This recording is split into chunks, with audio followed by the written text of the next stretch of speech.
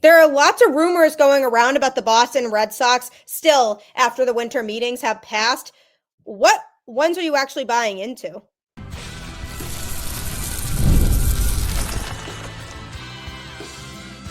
You are Locked On Red Sox, your daily Boston Red Sox podcast. Part of the Locked On Podcast Network, your team every day. Hello and welcome to Locked On Red Sox, your daily Boston Red Sox podcast, part of the Locked On Podcast Network, your team every day. I'm your host, Gabby Maljanian, aka Gabby Hurlbut, for those of you who are more used to that. And I am your host, and I also host the Boston Balling podcast and am a former ESPN social media associate. And I am here to bring you all things Boston Red Sox straight to your favorite podcast feed. And it's completely free. So don't waste another second to continue to check it out because Locked On is here for you every single day. The college football playoff is here, and you don't want to miss a moment of the action. The college football playoff presented by Allstate begins with 4 first-round games, December 20th and 21st on ESPN, ABC, TNT, and Max. I don't know about you, but I'm very excited for the college football playoff. It's a great time of year, lots of competitive teams, and 12-team playoff this year for the first time ever. So it'll be interesting to see how that gets executed and how it goes in its inaugural season, if you will, of the 12-team playoff. But welcome to the show. On today's show, I'm going to be talking a lot about some rumors that are still going around surrounding the Boston Red Sox and whether I'm buying or selling those, meaning am I making that move if I'm the Red Sox, or am I not making that move if I'm the Red Sox? So obviously, when you look at the Red Sox roster right now, they got a starting pitcher in Garrett Crochet, who is going to be really solid. I talked about on yesterday's show why he can absolutely dominate in a Red Sox uniform.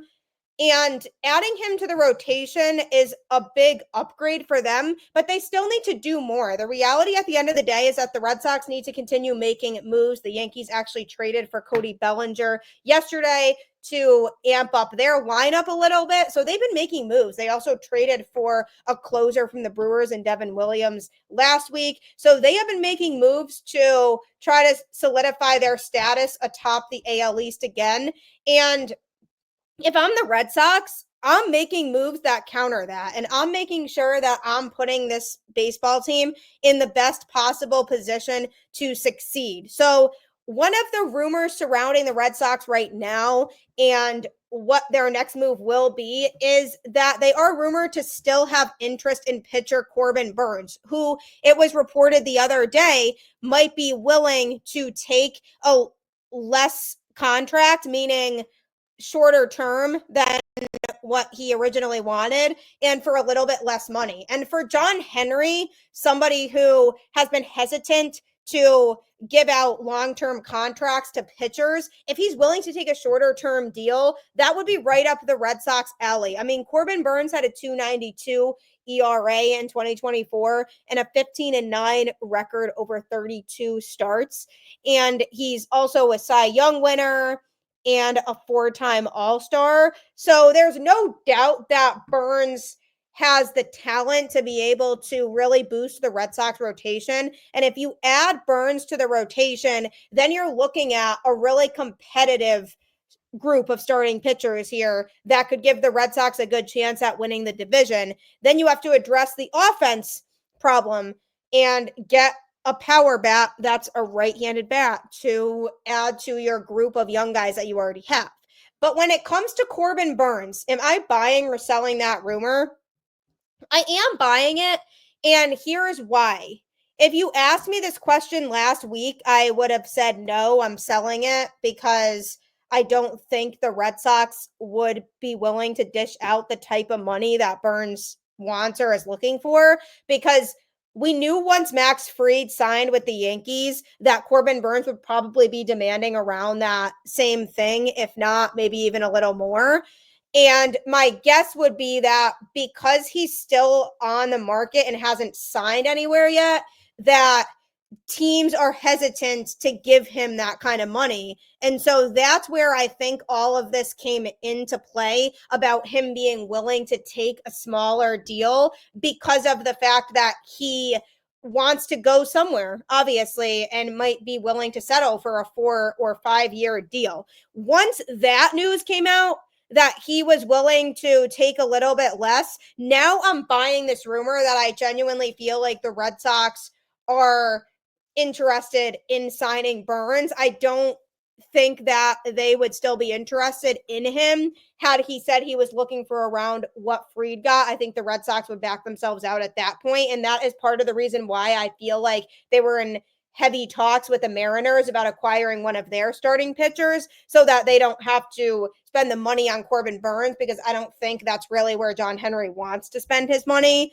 So I think the Red Sox backed out a little bit from the Corbin Burns sweepstakes, but now that they're hearing he might be willing to take a little bit less, now the rumors surrounding the Red Sox are growing bigger again, because even as recently as yesterday, Craig Breslow said that he's somebody that the Red Sox still have on their radar. So I think him deciding that he would be okay with signing a shorter term deal is something that the Red Sox seriously have their eye on. And that is somebody who I think the Red Sox would be willing to bring in to that pitching staff without committing this crazy contract to him or a lot of years like the Yankees did with Fried. So if Burns is willing to sign a 4 or 5 year deal, I would say that the Red Sox are a favorite in that situation, because they already got Garrett Crochet, so that could entice Burns to come to Boston. He's also already pitched within the division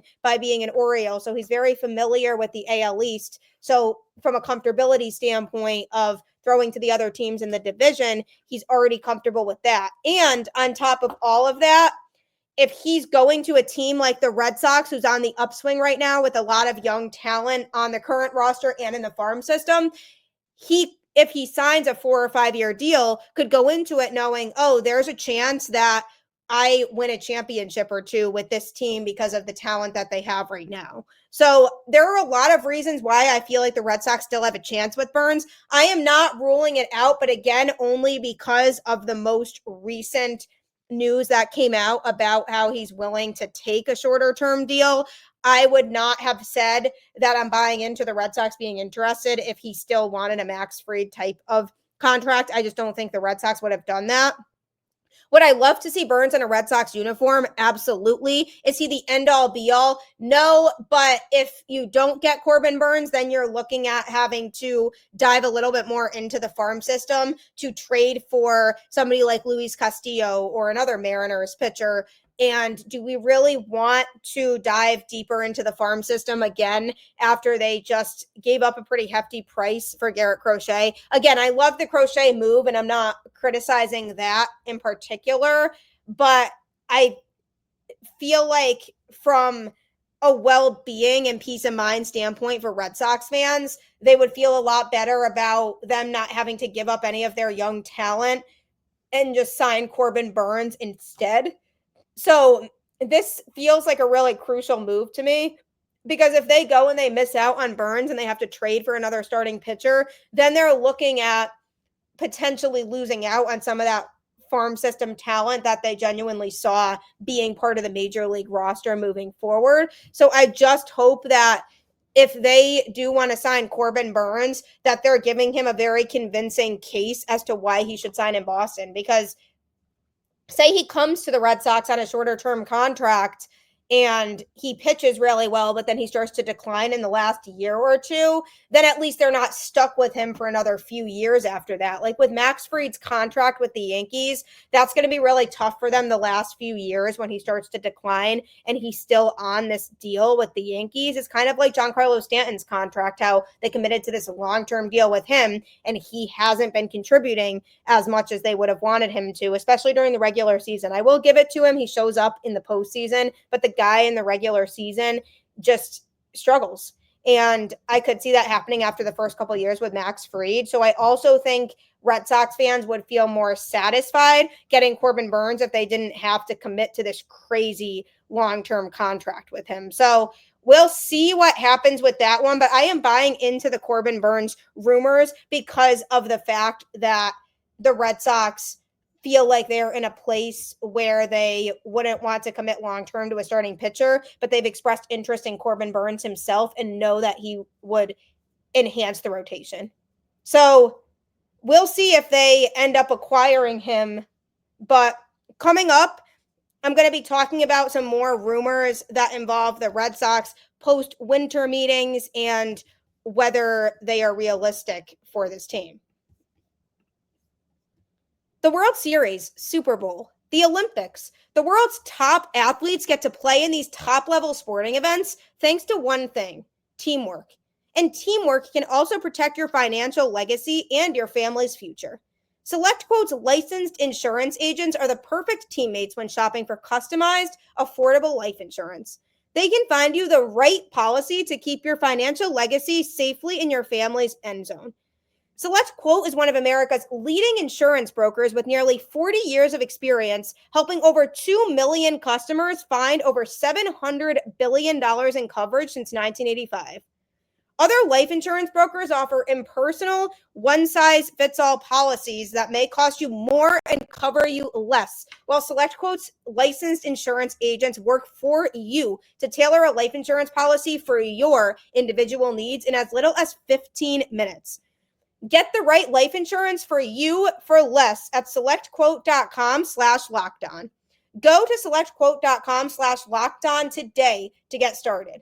That's selectquote.com/lockedon. I'm always stressing about finding the right insurance policy, and SelectQuote has helped me out tremendously. So make sure that you take advantage of them, because I promise you, you'll feel a lot better in the end if you do. On today's show, we are talking about buying or selling lingering rumors after the winter meetings that surround the Boston Red Sox. Are they going to sign the players that they're rumored to be interested in? Are they not going to do that? Are they going to trade for guys?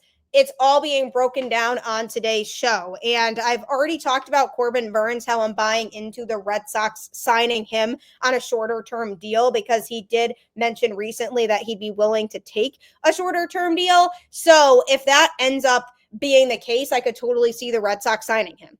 So more along those lines, the Red Sox are also rumored to be interested in Walker Buehler.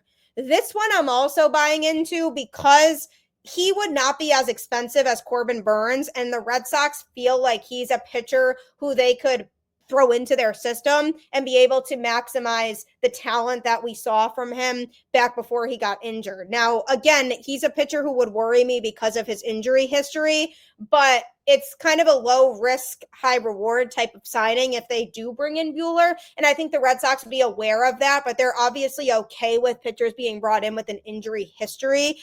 Crochet, for example. So they would obviously be wary of that. But Walker Buehler, to me, is somebody who could make the rotation better, but is also somebody who wouldn't be that expensive. And he wouldn't be the number one starter, because that would definitely be Crochet. But if they have him in there, then they would have him probably as the number 3. So you would have Crochet, Houck, Buehler, and then Bayo, and then Giolito, which, yes, I'd be okay with that rotation, and I think that would be fine. But when it comes to this Buehler situation, he wouldn't be nearly as much of an enhancement as Corbin Burnes would be. He would be more of a middle of the rotation guy, but I could see the Red Sox being okay with that, signing him to a 2 or 3 year deal as a mid-rotation guy so that they can enhance the rotation a little bit. But Corbin Burnes would still be my first choice, but I'm buying into those rumors. I do believe that the Red Sox are interested fully in Walker Buehler. He's somebody who they feel like if they get him into their pitching lab could maximize his talent level. Another rumor that's been going around surrounding the Red Sox is Teoscar Hernández, who hit for the Dodgers in 2024 to a batting average of .272 over 589 at-bats with 160 hits and 33 home runs. He has 84 runs scored, 99 RBIs, and 12 stolen bases. He also has a .339 on-base percentage, .501 slugging, and .840 OPS. So for that to be a hitter on the Boston Red Sox, I would love. 2-time All-Star, home run derby champ, 3-time Silver Slugger, and obviously a World Series champion. The guy shows up in the postseason, and we saw it with the Dodgers. He likes that spotlight, and he likes playing October baseball. So in that regard, he might be hesitant to sign with Boston because he hasn't seen a whole lot of winning coming from the Red Sox the last few years. And if he likes playing in October, he might not want to go to the Red Sox in his next contract because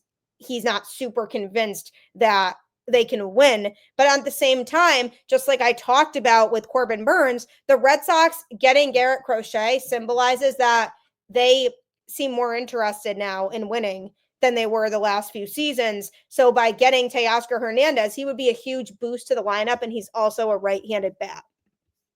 Now, he is rumored to be looking for a 3-year, $66 to $72 million contract, and he has about 6 teams that are showing interest in him, the Red Sox included. Now, here's why I'm selling on this rumor and not buying it.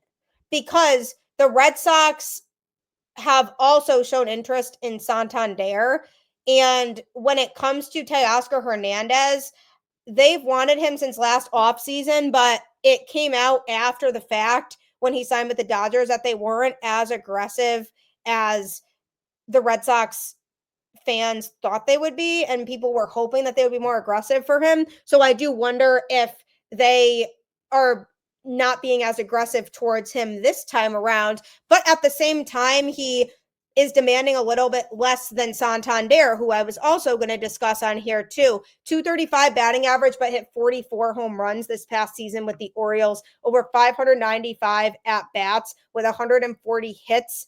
And he also scored 91 runs, drove in 102, and had 2 stolen bases. His on-base percentage was a 308 to pair with a 506 slugging and 814 OPS. So Santander would be a good addition because he has the power that the Red Sox need. 1-time All-Star and a Silver Slugger too, but I like the resume of Teoscar a little bit better and his consistency at the plate. So am I buying into the rumor of the Red Sox wanting one of those 2 players? Absolutely. I feel like it's a no-brainer that they should be adding Hernández or Santander, but I am buying a little bit more into Santander because the Red Sox name has been associated with him a little bit more. It's being predicted that Santander will end up getting around a 5-year contract for potentially $100 million. So that's expensive. And the question now becomes, are the Red Sox willing to put that kind of money into him? And I feel like they are, because John Henry has made it clear that he's hesitant to give out long-term contracts to pitchers, but he didn't indicate that about position players. So to me, I feel like if he's not willing to give out that kind of money to pitchers, but he's fine with it for position players, then maybe he is willing to give out that kind of money to Santander. So I'm buying into the rumor that the Red Sox are in conversation with Santander and Hernández. However, I'm buying a little bit more into Santander and selling a little bit more on Hernández. Even though I would like Teoscar more, the Red Sox might feel like they have a better shot to get Santander at this point, knowing that Teoscar was just on a World Series team and he loves playing in October and wants to play there again. That maybe in his eyes, the Red Sox aren't up to the type of team that he's looking to be on. But I do like the idea of either Teoscar or Santander in Boston. They do need to get one of those 2 guys because they need to get another bat into the lineup. They are in the American League. That is very open right now. They have a chance, if they make the right moves, to be in that mix of being one of the best teams in the American League in 2025. But they have to break open the checkbook and they have to spend money, and they have to spend money on the right players. And to me, I think John Henry and Craig Breslow might feel like Teoscar Hernández or Anthony Santander are players that could be the right type of player for them to spend that kind of money on. Again, when it comes to overall versatility and what he brings to the game, I think Hernandez would be a better choice because he's more consistent. But if they're looking for somebody with a lot of power, Santander's home run number from 2024 is a little bit underrated. And if I'm the Red Sox, I'm definitely seriously considering that. But Tyler O'Neill, who just signed with the Orioles, did say that he was a little bit surprised because the Red Sox didn't pursue him or push for him to come back as heavily as he thought they were going to. And that makes me feel even more like they're more into Teoscar or Santander because they might have said, we don't want to bring Tyler O'Neill back. We feel like we have a better option here in one of these two outfielders. And so, if anything, them holding back on O'Neill doesn't signify that they don't want an outfielder. To me, it signifies that they like other outfielders more. And by the Orioles signing him, it likely takes them out of the equation for bringing Santander back. So the Red Sox have some cards in their favor here when it comes to signing one of these guys. However, if I had to look at it from a Red Sox perspective of who they might be more interested in pursuing, I would say Santander because I just feel like they crave the power that he brings with the home runs because the Red Sox don't have a ton of hitters who can hit home runs consistently. So I feel like in that regard, they might want that Santander has in his game. But if they're looking for a more overall versatile player, then I would say Teoscar. But I'm putting Santander ahead in terms of likeliness for the Red Sox to pursue. But I am buying into the rumor that they are looking at some key bats on the market in order to bring somebody in. But again, I wouldn't be upset if the Red Sox got either. Either one would be a good addition to a Red Sox team that just needs to make the right moves at this point and can get themselves back into a spot of contention. If they do that, and one of those right moves could be to bring Anthony Santander in, who could provide an offensive spark for the Boston Red Sox. So when it comes to buying or selling, I'm selling a little bit more on Hernandez, buying a little bit more into Santander. But again, things could change if somebody's market changes or they change their mind or they see somebody else sign and they want a different dollar amount associated. You never really know what's going to happen in the meantime. Or maybe the Red Sox have conversations with both and they decide they are more interested in Teoscar. That could happen. But for me personally right now, I think it's more likely that we see Santander in a Red Sox uniform in 2025. And I do think that's the type of player that if Henry and company feel like it's the right fit, they would pay for. One more big rumor going around surrounding the Boston Red Sox. What's it going to turn out to be with a well-desired player on the market? Is he going to land in Boston? That's next. Get ready to tackle the NFL action with FanDuel, America's #1 sportsbook. Because right now, new customers can bet $5 and get $150 in bonus bets if you win. The FanDuel Sportsbook app gives you everything you need to place live bets on the NFL, all in one place.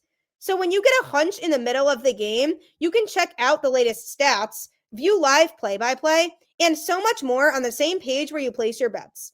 Just visit FanDuel.com to join today. You'll get started with $150 in bonus bets if you win your first $5 bet. That's FanDuel.com. Never waste a hunch and make every moment more with FanDuel, an official sportsbook partner of the NFL. I love all the options that FanDuel gives. My husband uses it all the time, so he sits there and shows me in the app what he's betting on, all kinds of creative bets going on. They even provide bonus bets, like he'll bet on a bunch of basketball games, and then they'll throw in a hockey bet that if he makes it, he can double the money that he makes and doesn't have to throw in barely anything for that hockey bet. So it's nice that they add those incentives in there too. So if you're looking to make lots of money, I highly recommend checking out FanDuel because I definitely don't think you'll be disappointed, especially if you like to make money. And again, who doesn't? The Boston Red Sox need to make more moves this offseason in order to make it a successful one and in order to put them back into contention.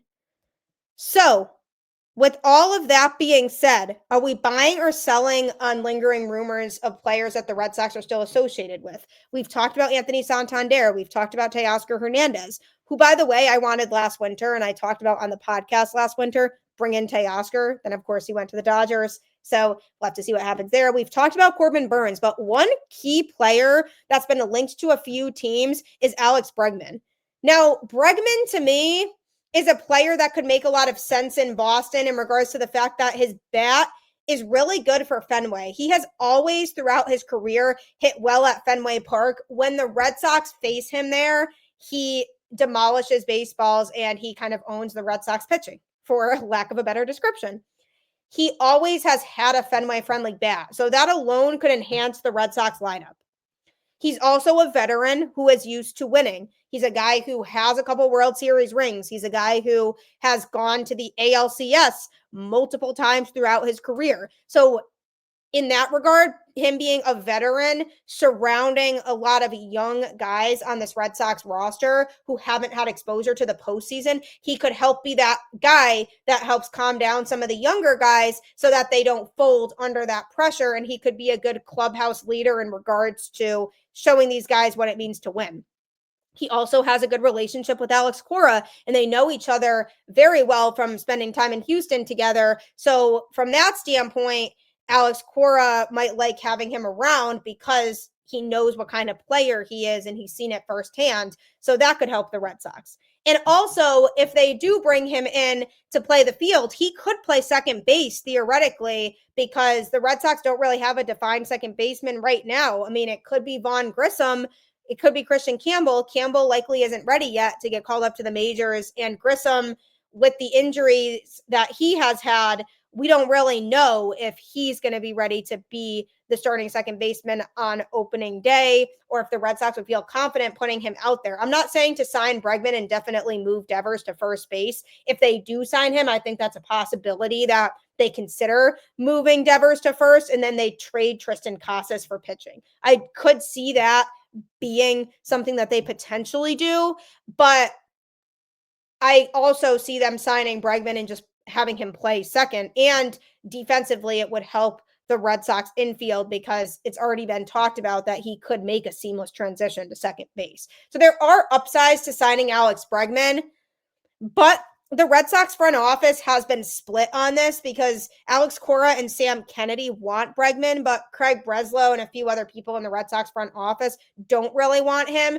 So I'm selling on this rumor because I think ultimately Cora and Kennedy are going to be outnumbered, and the guys who don't want him are going to end up getting the final say in that of there's the majority of us that don't want him in a Red Sox uniform, so we're not going to get him. And John Henry in particular, the one who writes the checks, if he's not interested in Bregman, then there's no way he's coming to Boston. So I'm selling on this because also the fact that Breslow has said multiple times that Rafael Devers is the third baseman, that to me feels like they aren't as interested in signing Bregman as it might have been rumored to be before. Because if they were interested in signing Bregman, I feel like Breslow's response might be, as of right now, yes, Devers is our third baseman, but we'll see what happens. And I feel like he wouldn't have been as definitive by saying Rafael Devers is our third baseman.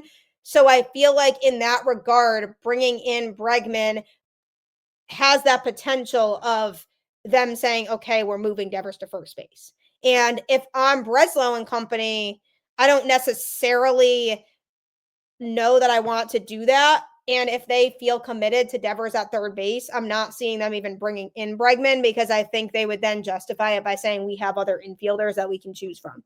And it would be kind of a bummer because him playing second base could be a game changer for the Red Sox in multiple capacities, like I talked about already before. And they would no doubt be a better team and a better eye-appealing lineup with him in it. But the problem is I just don't know that the Red Sox want to commit to a long-term contract with him because of his age and the fact that they have this young infield talent in the system right now. To me, it might not make sense for the Red Sox to justify giving that kind of money to him. In the short term, yes, absolutely. He would be a great fit in Boston and would help this team to perform a lot better. But with the way that John Henry has been with his money the last few years, it would not surprise me if he says down the road, this wouldn't be a smart business decision for the Red Sox to bring in Bregman now when there's not going to be a place for him to play in a few years when all of these prospects are up at the majors and developing and continuing to contribute for this Red Sox team. So I'm definitely selling on this. I think it's highly unlikely that by the end of the offseason, we see Alex Bregman in a Red Sox uniform. Again, you never really fully know what's going on behind the scenes or what his agent is saying to him or what kind of money he actually wants. Like maybe he is expecting less than what the Red Sox think that he wants. And I have no doubt that those conversations have taken place. I think the Red Sox have been checking in on everybody.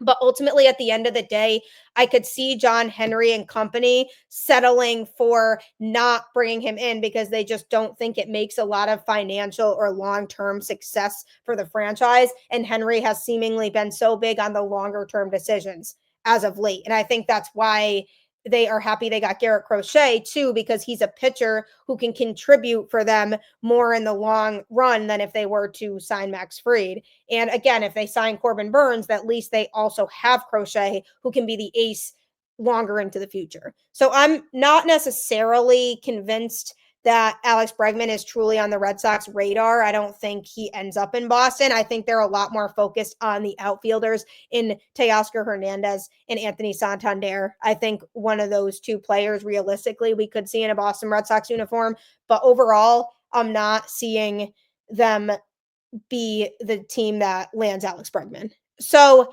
obviously, a lot can change when it comes to free agency and guys getting deals that may be more appealing for them, or they change their structure of what they're looking for. So you never really know. But all I know is that the Red Sox need to make some more moves if they want to be competitive in the American League.